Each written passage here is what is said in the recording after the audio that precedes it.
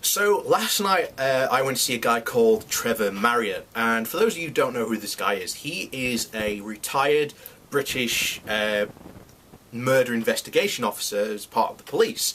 And I think it was last year or the year before, he started what they call a cold case investigation into the Jack the Ripper murders. Now, he's recently been on tour, which is what I wanted to see last night, called Jack the Ripper, Man or Myth.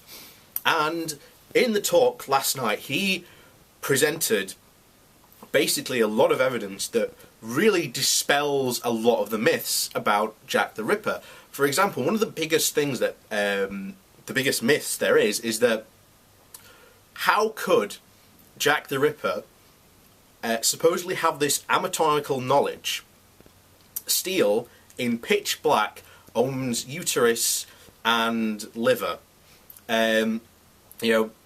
These are two of the most difficult to find organs in the body, and people who support this Jack the Ripper theory want us to believe that this is somehow possible. Yet, in one of the cases, literally the killer would have had literally less than only a couple of minutes to get inside the body in pitch black darkness and find the liver.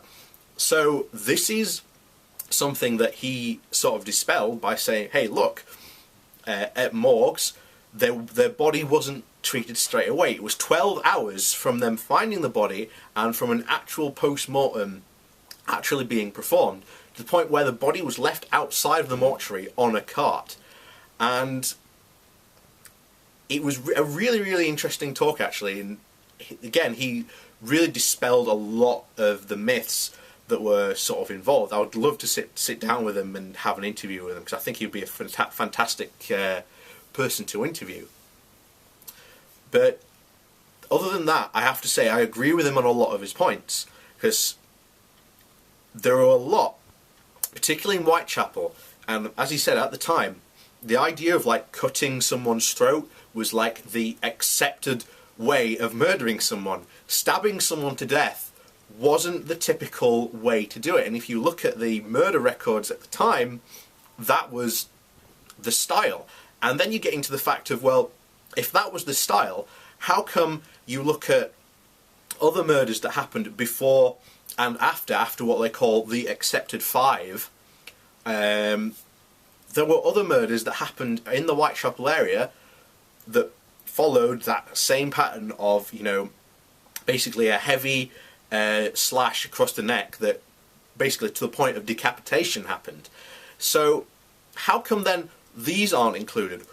And he showed us last night that the whole thing was a media hoax. In fact, it's quite interesting, and it's quite rightly to point that the Jack the Ripper case was very much likely the first ever point where media actually whipped something up into a hype that may or may not necessarily have been a real thing, to the point where the last murderer, which is known as like the most bloodiest one, she may have not been who she claimed to be.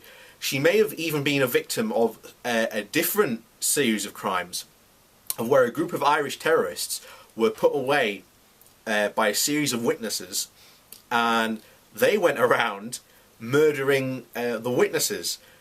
And the talk, I can highly recommend it. If he is in your area and you see this guy, go and see him. He's highly interesting. Go after. I encourage you go up to and afterwards and actually have a talk with him, because he's really really knowledgeable, and there's a lot of stuff. Questions that I had about the sort of things he'd found that I was able to sort of go into more depth and detail with him. And I highly recommend getting his book, because I'm going to certainly get a copy of it, and once I've sort of read through that, I'll do a more sort of in-depth video about what the book goes into and what more in depth about it. But really interesting guy. Go and see it. Yeah, Jack the Ripper, Man or Myth by Trevor Marriott. Go and see it.